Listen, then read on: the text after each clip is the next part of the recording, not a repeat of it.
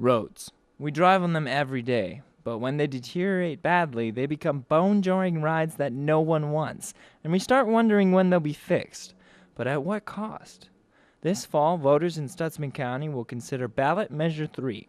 If passed, the initiative would require the county to move about $900,000 from the general fund into road maintenance and construction. We sat down with Stutsman County Commissioner Mark Closey to learn what options the commission has. Where will the funds be taken from?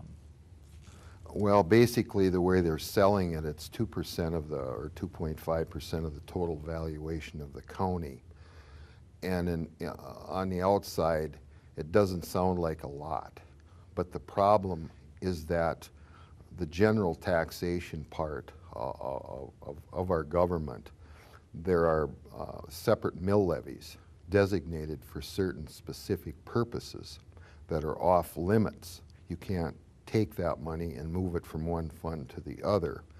So in essence, with those funds being dedicated the way they are, what ends up happening is it's going to take 30% of the county's general fund to meet that obligation. We just don't have 30% that we can cut and live along just fine and dandy. In that regard, we don't think as a county commission that it's something that we want to bankrupt or put the rest of our county in a situation of financial distress to accommodate a $900,000 transfer that will basically construct a couple of miles of county road.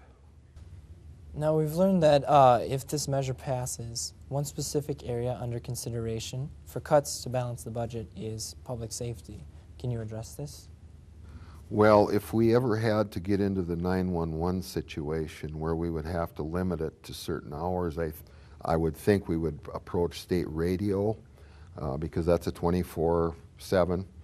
They run radios for the highway patrols, all your emergency state stuff. They do some contracting with some counties now. I think they do not like doing it, but that would be an avenue I would pursue. But in talking with County Emergency Management Director Jerry Bergquist, we've learned that's not an option. Believe it or not, there's a law in place that says that state radio will not accept any call traffic from jurisdictions that are more than a population of 20,000. And Stutsman County has more than a population of 20,000. You seem frustrated by all this. Yeah, it's a little frustrating, but I mean, I look at it as my job, and whatever comes out of this thing comes out of it. And I'll do the best I can to take care of it. But it's not something that I'd choose to propose to anyone, I'll tell you that. And he's not the only one who would be frustrated with a loss in 911 services. We caught up with several area residents who expressed their thoughts. I'd be really upset about that because that's like a lifeline when people are in serious trouble. I'd be alarmed and startled because I think that they missed. Probably scared because there's usually supposed to be somebody there. Well, I don't think I want to sacrifice public safety for anything. However, it is not only the 911 center that could be affected because the dollar amounts involved are spread across several departments. Now, if Measure 3 passes, it will affect emergency services potentially, but it could also affect the jail services too. Can you tell us about that? Yeah, the correction center is one of them. There's I don't know all of these by heart, but there's the communication center, the emergency management office, the sheriff's office, the state's attorney, the auditor's office, the maintenance programs for this building and the other county-owned buildings, the recorder's office, which is in the courthouse, the treasurer that's in the courthouse, and then the actual correction center, which is the jail. And they're also funded through part of the general fund. They get some additional dollars to help operate their part of what they do. And theirs is very concerning also because if the correction center were to lose its funding, it would end up also losing some of its employees. And the correction center brings in a lot of money from outside sources for keeping prisoners here, federal prisoners. Tracy Trapp, who's the building administrator and the jail administrator, estimates it'd be about $1 million a year. If the corrections facility lost general fund money, then it would not be able to continue receiving federal dollars. The facility would then not be able to provide money for the 911 center, possibly shutting down the center. Now, what would Stutzman County look like if the 911 call center were shut down? So if all of a sudden we didn't have a 911, the alternatives are bleak, but we would have to go back to pre-911, which was going to the phone book. And in the phone book were all of the response agencies listed and all the phone numbers to call those response agencies. While nothing is set in stone, and Measure 3 hasn't even been voted on yet, the chances that someone in the near future might dial 911 and hear this The number you have dialed has been disconnected is very real. I'm Matthew Nies with JCTV Channel 16 News in Jamestown. Weather affects our daily lives, from the sun brightening up our day to a light shower making things feel fresh.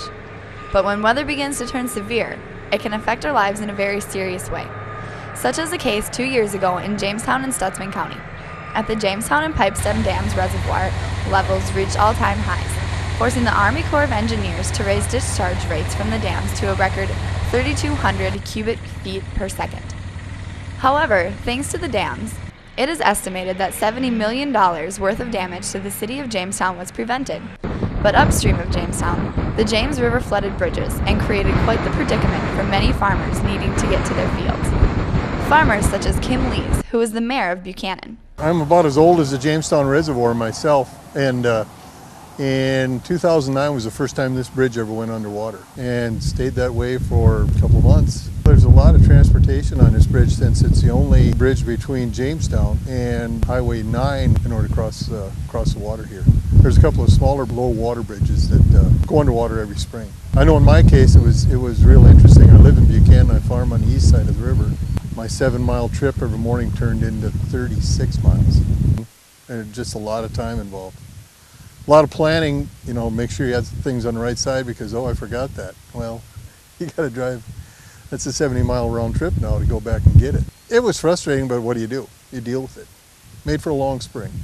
In order to get to his farm, Lees had to drive his equipment over 10 miles south through downtown Jamestown. Yet while a road might shorten our trip from point A to point B, the Sheriff's Department makes sure that they are safe to drive on. We sat down and talked with Stutzman County Sheriff Chad Kaiser, who told us a little more about his department's role in keeping roads safe.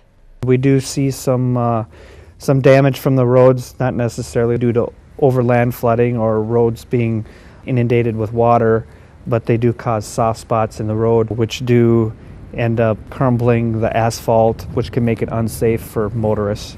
We will notify the road department and have them come out and do some signage, or may even close the road if necessary. Right now we do use the law enforcement center. Our dispatch, our 911 dispatch, has all the information of the closed roads. What I tell people in the county is for right now the roads are always changing. You know, we're continuing to get some more moisture.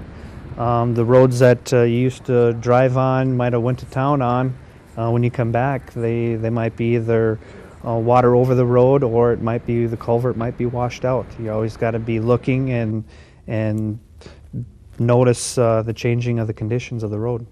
Because they live in such rural areas, sometimes the only physical link a farmer has to the outside world is a road. Yet roads flood. Do you ever need to rescue people stranded by flooding? This year so far we've been pretty good. The flooding that we've had has been controlled. We haven't had any real big issues as far as our department, as far as the flood goes. If we had any overland flooding where somebody called for assistance, we would do whatever we could to help them out in that situation.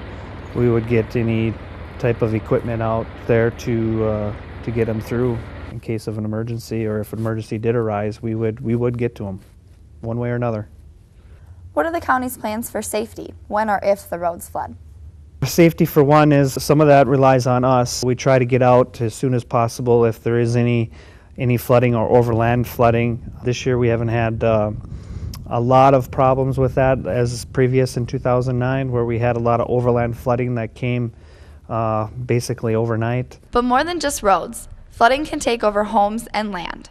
For those who experience it, of course, it's not a very pleasant thing because you wind up having a lot of damage to your home if it's your home being flooded. I have a farm out in northwest of town, and yeah, there's been flooding that's taken some of the farmland out there. Some of it went underwater, and water went over our road. We had to build our road up a little and stuff, but all in all, it wasn't nearly as bad as what some people had. So, a lot of acreage that's permanently water or so saturated you can't farm it. And then there's issues with the soils and everything else. Loss of homes and land is something many people can relate to across North Dakota. In 1997, the city of Grand Forks was almost completely wiped out due to flooding. The Fargo-Moorhead and Red River Valley area has also experienced some record-setting floods over the past few years. Devil's Lake, which is already at a record high, continues to grow and engulf the countryside. And officials are battling floodwaters in Valley City and Barnes County as well. Without a doubt, flooding affects many things, including some we may not think about right away. People. There's a lot of monetary costs associated with flooding, with damaged buildings and possessions. But would you say there's a human or psychological cost resulting from flooding too? It kind of varies because, you go to a lot of calls where people are just frustrated with either the loss of their property, loss of getting around easily out in the county. Lees has his own way of dealing with the flooding.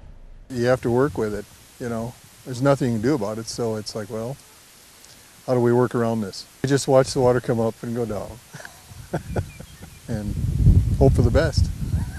Cross your fingers. Lees notes that he tries his best, but whether it floods or not isn't really up to him. All I've done is kind of stayed in contact with the people in the county and the people from the Corps and the Bureau, trying to get a handle on how much water may come. And they're pretty confident that we'll keep our feet dry here. And I guess it's just what Mother Nature does from here on out. As we get closer and closer to summer, the chances of flooding should decrease because of the lack of snowmelt. Let's hope the experts are right and that we will stay relatively dry this year. But it never hurts to cross your fingers. In Jamestown, I'm Courtney Oliver.